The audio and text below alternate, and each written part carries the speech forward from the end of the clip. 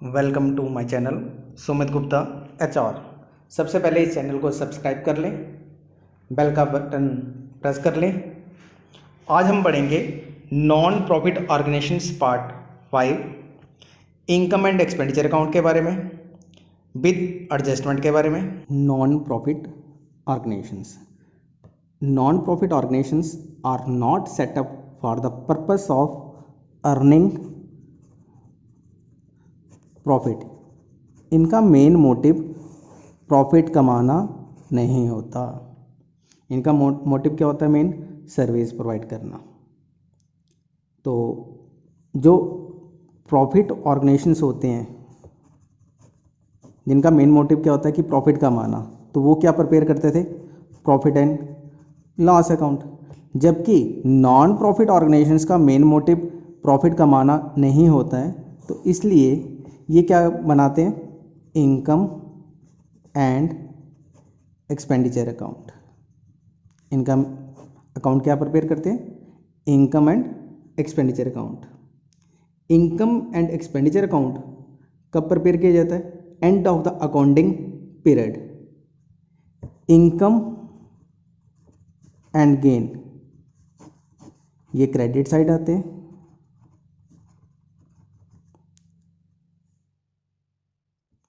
Expenses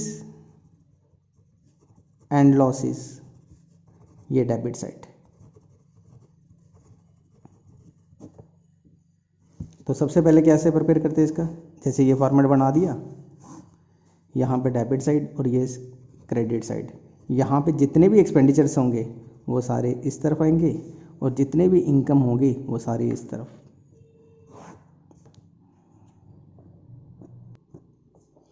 अब सबसे पहले इनकम एंड एक्सपेंडिचर अकाउंट का फॉर्मेट बनाया। यहाँ पे डेबिट एक्सपेंडिचर अमाउंट रुपीज़ का सिंबल, इनकम अमाउंट रुपीज़ का सिंबल और यहाँ पे क्रेडिट। तो एक्सपेंडिचर में सबसे पहले आ जाएगा यहाँ पे सैलरीज, टू सैलरीज। यहाँ पे अमाउंट लिख दी, यहाँ पे add outstanding at the end. अगर कोई आउटस्टैंडिंग है तो उसको हम ऐड करेंगे, यहाँ पे लिख देंगे less outstanding at the beginning. लेकिन अगर आउटस्टैंडिंग बिगनिंग में है तो उसको हम क्या करेंगे? सब्ट्रैक्ट। और जो कैलकुलेशन करके अमाउंट आएगी वो अमाउंट बाहर। फिर उसके बाद रेंट, फिर उसके बाद इंश्योरेंस प्रीमियम, इंश्योरेंस प्रीमियम अंदर लिखा, लेस प्रीपेड। अगर इसके साथ एडजस्टमेंट है प्रीपेड की तो हमने उसको सब्ट्रैक्ट करके अमाउंट बाहर लिखनी है। फिर उसके बाद to audit fees, to printing and stationery, to हॉनरम,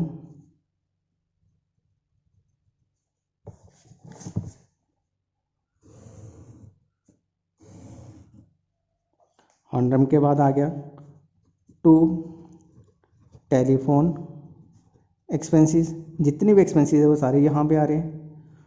to repairs, to depreciation.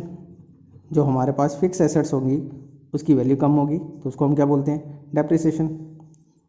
To loss on sale of fix assets. अगर कोई एसेट्स हम बेच रहे हैं तो उसके ऊपर नुकसान होगा तो डेबिट साइड में। और टू स्पोर्ट्स मटेरियल यूज्ड यहाँ पे आ गया। फिर क्रेडिट साइड में इनकम एंड एक्सपेंडिचर रखे तो सबसे पहले क्या आएगा? By subscriptions. जैसे मैंने पहले बताया था आपको फर्स्ट वीडियो में, यहाँ पे लिखने add outstanding at the end. यहाँ पे इसको प्लस कर देना है।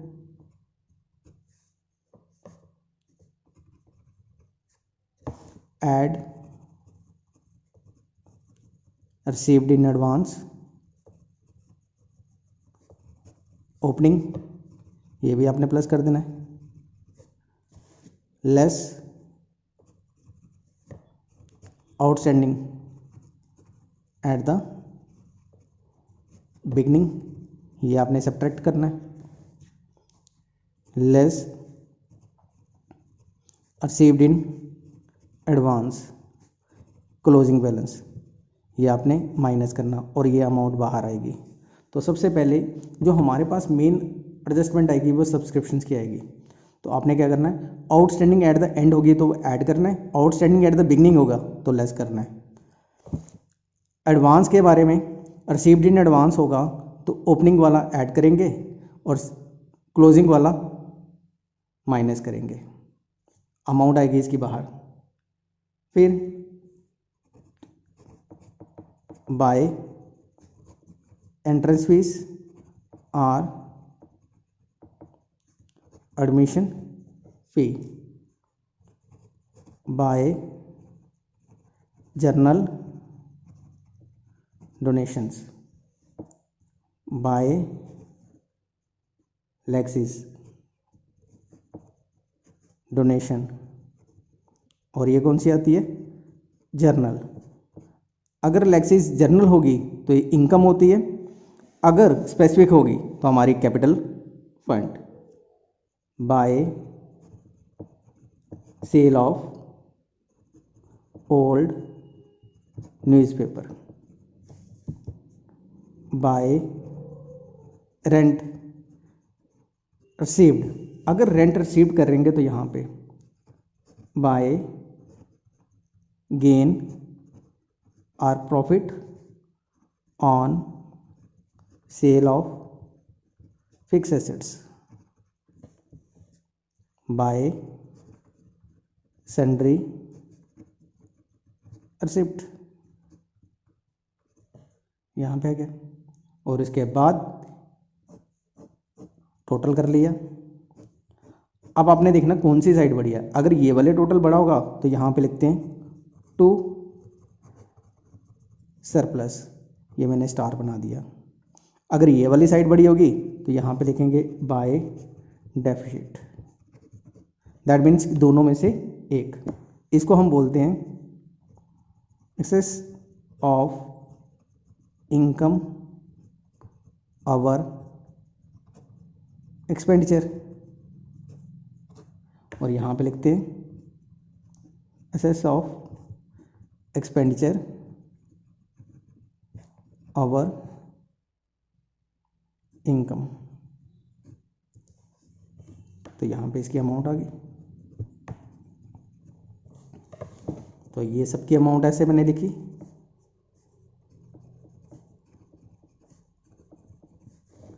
ये फॉर्मेट याद रख लेना आपने, इसी के बेस के ऊपर सभी क्वेश्चंस निकालेंगे हम।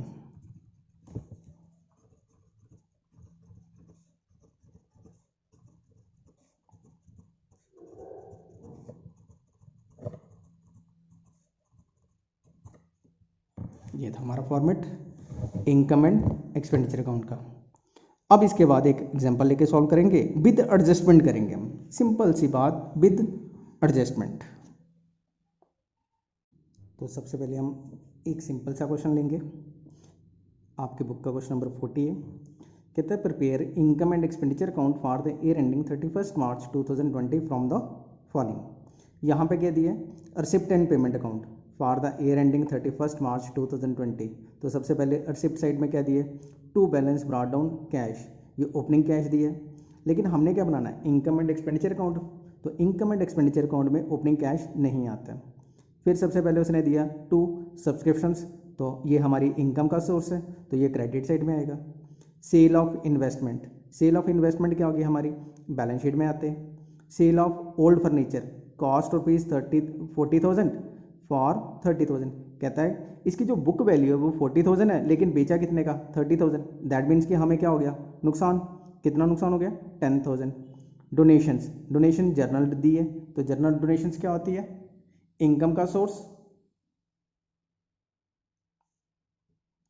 फिर दूसरी साइड पेमेंट, पेमेंट में क्या दिया, सैलरी, ये हमारे एक्सपेंसेस हैं। रेंट हमारे एक्सपेंसेस हैं, stationery, defence bonds, furniture, bicycles and balance cash का दिया। ओपनिंग बैलेंस कैश का भी नहीं लेंगे और यहाँ पे क्लोजिंग बैलेंस भी कैश का नहीं लेंगे। तो सबसे पहले हमने बनाया income and expenditure account for the year ending 31 March 2020। यहाँ पे एक्सपेंडिचर और यहाँ पे इनकम। तो सबसे पहले क्या दिया था उसने, सब्सक्रिप्शंस। तो यहाँ पे क्या लिखेंगे, बाय सब्सक्रिप्शन, और अमाउंट दिया था उसने 9 लाख। और उसके साथ सेल ऑफ इन्वेस्टमेंट नहीं आएगा, सेल ऑफ ओल्ड फर्नीचर नहीं था उसका, क्योंकि बुक वैल्यू 40,000 दी थी और वैल्यू कितनी दी थी 30, तो लॉस हुआ था। तो लॉस जो होता है वो डेबिट साइड में आता है। फिर उसके बाद आया था डोनेशंस। तो हमने सबसे पहले यहाँ पे लिखा आए डोनेशंस, ये सारी इनकम का सोर्स लिखा हमने। डोनेशन कितनी आ गई हमारे पास 10,000। अब दूसरी साइड टू सैलरीज।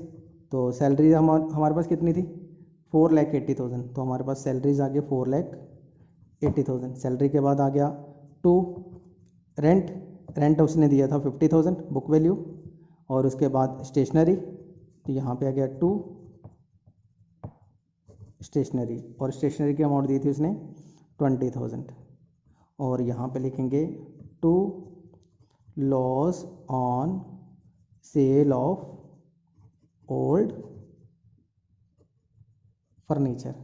तो बुक वैल्यू कितनी दी थी 40,000, बेचा कितने का 30,000, हमें लॉस कितना हो गया 10,000। अब हम क्या करेंगे, इनका टोटल, क्रेडिट साइड का टोटल बढ़ा है, ये आ गया 9,10,000। यही टोटल डेबिट में आ गया 9,10,000। और यहाँ पे लिखेंगे टू सरप्लस, तो ये आ गया 550, 560, 6,50,000, 3,50,000। ये हमने किया एक सिंपल सा क्वेश्चन। अब नेक्स्ट क्वेश्चन करेंगे विद एडजस्टमेंट में। अब हम एक और क्वेश्चन करेंगे विद एडजस्टमेंट में। तो ये इनकम एंड एक्सपेंडिचर के लिए ही है। ये कहता है following is the receipt and payment account of UB40 club for the year ending 31 March 2020। Receipt and payment account for the year ending 31 March 2020। तो सबसे पहले क्या दिया यहाँ पे, to balance brought on cash, ये ओपनिंग कैश दिया। To subscriptions 2018 and 19, 19 and 20। Amount कितनी दी है यहाँ पे 1,50,000, 60,000, 3,50,000। तो हमने कौन सी अमाउंट लेनी है 3,50,000। डोनेशन, डोनेशन के बारे में कोई इन्फॉर्मेशन नहीं है, तो ये हमारी जनरल डोनेशन होती है।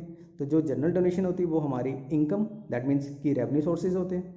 टू एंट्रेंस फीस, ये भी हमारे बारे में, एंट्रेंस फीस के बारे में भी कोई एडजस्टमेंट नहीं दी है, तो that means revenue expense income आ गई।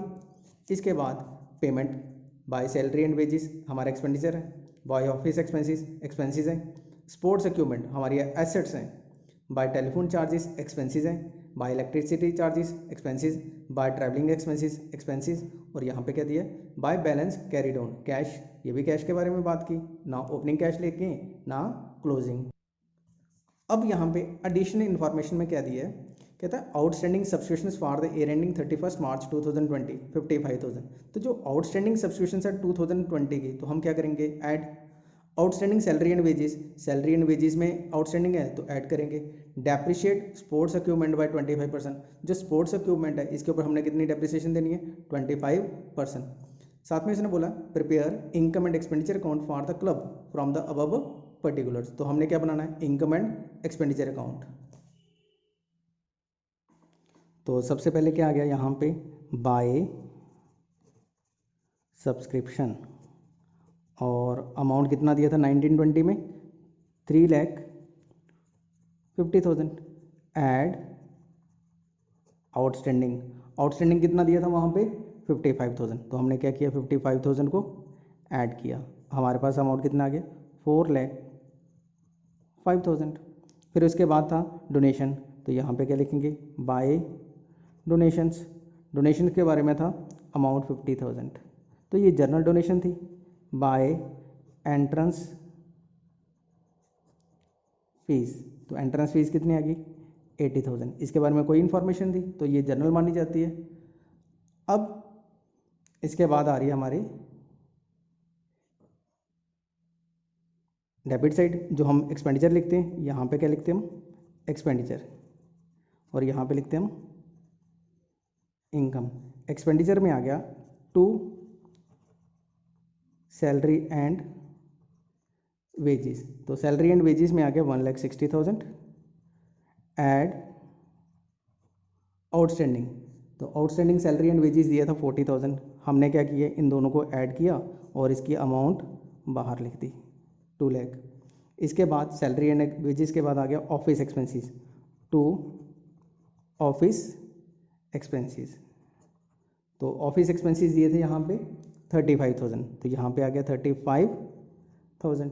उसके बाद आ गया telephone charges, to telephone charges, तो टेलीफोन चार्जेस दिए थे 24,000, यहाँ पे आ गया 24,000। उसके बाद आ गया टू इलेक्ट्रिसिटी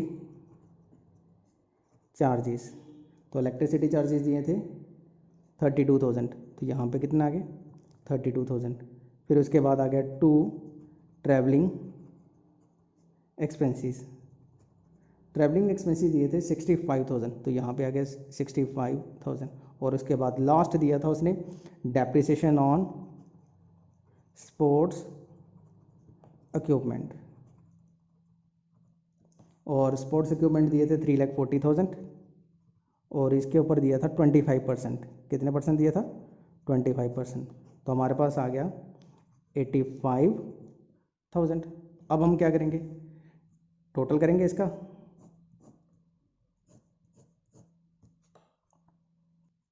तो हमने क्या किया, यहाँ पे इसका टोटल लिखा 5,35,000, यही टोटल यहाँ पे आ गया 5,35,000, और यहाँ पे क्या लिखते हैं हम, टू सरप्लस 5,35,000 माइनस किया हमने 2,35,000, 24, 32, 65 और 85, तो हमारे पास बैलेंस बचा है 94,000, तो यहाँ पे क्या लिखा हमने, सरप्लस।